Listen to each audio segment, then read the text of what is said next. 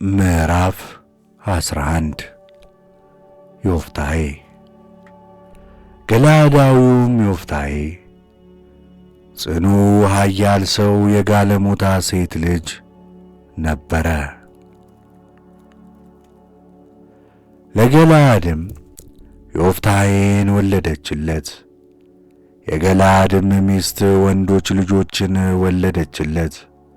ልጆቿም ባደጉ ጊዜ ዮፍታሔን የሌላ ሴት ልጅ ነህና በአባታችን ቤት አትወርስም ብለው አስወጡት። ዮፍታሔም ከወንድሞቹ ፊት ሸሽቶ በጦብ ምድር ተቀመጠ። ድሆች ሰዎችም ተሰብስበው ዮፍታሔን ተከተሉት። ከዚያም ወራት በኋላ የአሞን ልጆች እስራኤልን ተዋጓቸው። የገለዓድ ሽማግሌዎችም ዮፍታሔን ከጦብ ምድር ለማምጣት ሄዱ። ዮፍታሔንም ና የአሞን ልጆች ጋር እንድንዋጋ መስፍን ሁነን አሉት። ዮፍታሔም የገለዓድን ሽማግሌዎች የጠላችሁኝ ከአባቴም ቤት ያስወጣችሁኝ እናንተው አይደላችሁምን? አሁን በተጨነቃችሁ ጊዜ ለምን ወደ እኔ መጣችሁ? አላቸው።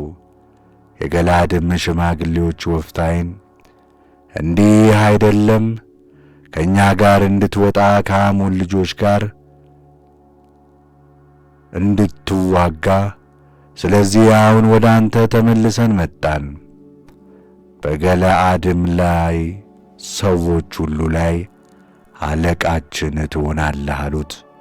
ዮፍታሔም የገለዓድን ሽማግሌዎች ከአሞን ልጆች ጋር ለመዋጋት ብትወስዱኝ እግዚአብሔርም በእጄ አሳልፎ ቢሰጣቸው እኔ አለቃችሁ እሆናለሁን? አላቸው። የገለዓድም ሽማግሌዎች ዮፍታሔን እግዚአብሔር በመካከላችን ምስክር ይሁን፣ በእርግጥ እንደ ቃልህ እናደርጋለን አሉት። ዮፍታሔም ከገለዓድ ሽማግሌዎች ጋር ሄደ። ሕዝቡም መስፍን ይሆናቸው ዘንድ በላያቸው አለቃ አድርገው ሾሙት። ዮፍታሔም ቃሉን ሁሉ በእግዚአብሔር ፊት በመሴፋ ተናገረ። ዮፍታሔም ወደ አሞን ልጆች ንጉሥ አገሬን ለመውጋት ወደ እኔ የምትመጣ አንተ ከእኔ ጋር ምን አለ ብሎ መልእክተኞችን ላከ። የአሞንም ልጆች ንጉሥ የዮፍታሔን መልእክተኞች እስራኤል ከግብፅ በወጣ ጊዜ ከአርኖን ጀምሮ እስከ ያቦቅና እስከ ዮርዳኖስ ድረስ ምድሬን ስለወሰደ ነው፣ አሁንም በሰላም መልሱልኝ ብሎ መለሰላቸው። ዮፍታሔም የላካቸው ወደ ዮፍታሔ ተመለሱ። ዮፍታሔም ወደ አሞን ልጆች ንጉሥ መልእክተኞችን እንደገና ላከበት፣ እንዲህም አለው፣ ዮፍታሔ እንዲህ ይላል፣ እስራኤል ከግብፅ በወጡ ጊዜ የሞዓብን ምድር የአሞንን ልጆች ምድር አልወሰዱም። ነገር ግን እስራኤል በምድረ በዳ እስከ ኤርትራ ባሕር ሄዱ፣ ወደ ቃዴስም ደረሱ። እስራኤል ወደ ኤዶምያስ ንጉሥ በምድርም እንዳልፍ እባክህ ፍቀድልኝ ብሎ መልእክተኞችን ላከ። ኤዶምያስም ንጉሥ እምቢ አለ። እንዲሁም ወደ ሞዓብ ንጉሥ ላከ፣ እርሱም እምቢ አለ። እስራኤል በቃዴስ ተቀመጠ። በምድረ በዳም በኩል አለፈ። ኤዶምያስንም የሞዓብንም ምድር ዞሩ። ከሞዓብ ምድርም በምሥራቅ በኩል መጡ፣ በአርኖንም ማዶ ሰፈሩ። አርኖንም የሞዓብ ድንበር ነበረና ወደ ሞዓብ ድንበር አልገቡም። እስራኤልም ወደ አሞራዊው ወደ ሐሴቦን ንጉሥ ወደ ሴዎን መልእክተኞችን ላከ። እስራኤልም በምድር በኩል ወደ ስፍራችን እባክህ አሳልፈን አለው። ሴዎንም እስራኤል በድንበሩ እንዲያልፍ እምቢኝ አለ። ነገር ግን ሴዎን ሕዝቡን ሁሉ ሰበሰበ፣ በኢያሴርም ሰፈር ከእስራኤል ጋር ተዋጋ። የእስራኤልም አምላክ እግዚአብሔር ሴዎንንና ሕዝቡን ሁሉ በእስራኤል እጅ አሳልፎ ሰጠ፣ ገደሏቸውም። እስራኤልም በዚያ ምድር ተቀምጠው የነበሩትንም የአሞራውያንን ምድር ሁሉ ወረሱ፣ ከአርኖንም እስከ ያቦቅ ድረስ ከምድረ በዳውም እስከ ዮርዳኖስ ድረስ የአሞራውያንን አውራጃ ሁሉ ወረሱ። አሁንም የእስራኤል አምላክ እግዚአብሔር ከሕዝቡ ከእስራኤል ፊት አሞራውያንን አስወገደ። አንተም በተራ ትወርሳለህን? አምላክ ቆሞስ የሚሰጥህን የምትወርስ አይደለህምን? እኛ አምላካችን እግዚአብሔር ከፊታችን ያስወጣቸውን የእነርሱን ምድር የምንወርስ አይደለምን? ወይስ ዛሬ ከሞዓብ ንጉሥ ከሴፎር ልጅ ከባላቅ አንተ ትሻላለህን?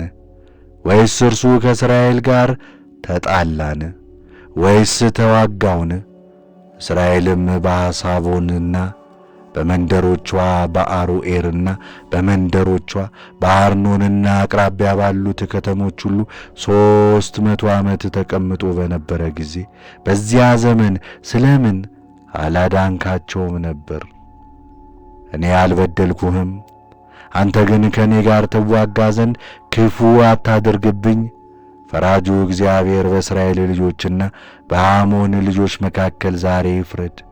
ነገር ግን ዮፍታሔ የላከበትን ቃል በአሞን ልጆች ንጉሡ አልሰማም፣ እምቢም አላቸው። የእግዚአብሔርም መንፈስ በዮፍታሔ ላይ መጣ።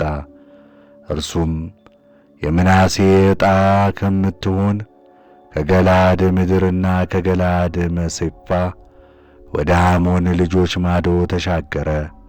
ዮፍታሔም በእውነት የአሞንን ልጆች በእጄ አሳልፈ ብትሰጠኝ ከአሞን ልጆች ዘንድ በደኅና በተመለስኩ ጊዜ ከቤቴ ደጅ ወጥቶ የሚቀበለኝን ለእግዚአብሔር መሥዋዕት አደርገዋለሁ ብሎ ለእግዚአብሔር ስእለት ተሳለ። ዮፍታሔም ሊዋጋቸው ወደ አሞን ልጆች ተሻገረ። እግዚአብሔርም በእጁ አሳልፎ ሰጣቸው። ከአሮዔርም እስከ ሚኒትና እስከ አቤል ክራሚም ድረስ 20 ከተሞች በታላቅ ሰልፍ አጠፋቸው። የአሞንም ልጆች በእስራኤል ልጆች ፊት ተዋረዱ።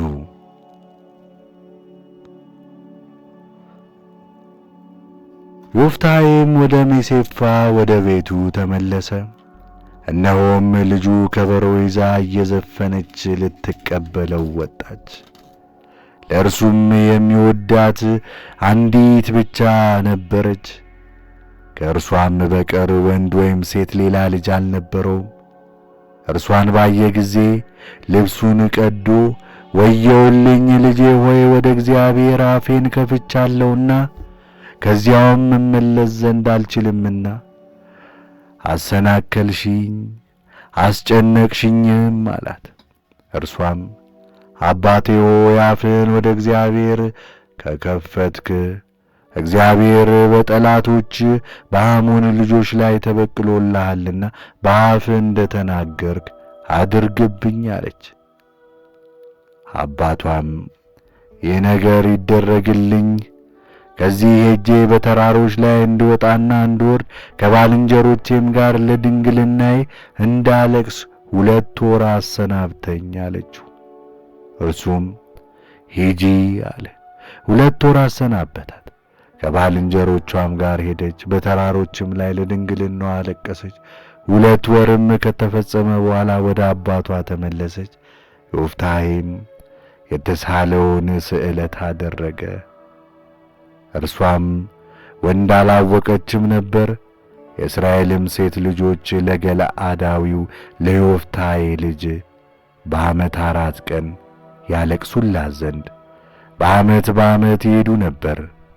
ይህች በእስራኤል ዘንድ ሥርዓትም ሆነች።